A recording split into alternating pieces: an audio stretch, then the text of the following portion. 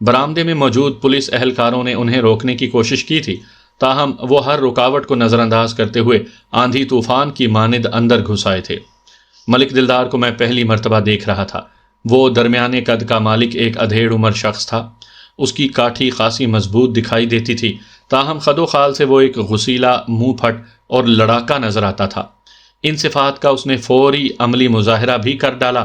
اس نے مجھے مخاطب کرتے ہوئے ترش و تلخ لہجے میں کہا، تھانے دار صاحب، آپ نے بصیر پور میں یہ کیا اندھیر مچا رکھی ہے؟ مجھے پہلے اس کی آمد اور ارزاں بعد اس کا انداز تخاطب سخت ناگوار گزرا، تاہم موقع کی مناسبت سے میں نے ضبط کا مظاہرہ کیا اور معتدل لہجے میں کہا، ملک صاحب، میں نے کیا اندھیر مچانا ہے؟ خیر تو ہے، آپ بڑے طیش میں نظر آ رہے ہیں۔ وہ میرے سوال کو نظر انداز کرتے ہوئے بولا، کہاں ہے وہ تقم بد رب نواز جس نے میرے خلاف یہ سازش کی ہے؟ میں اس نمک حرام کی بوٹی بوٹی کر کے چیل کبوں کو کھلاؤں گا۔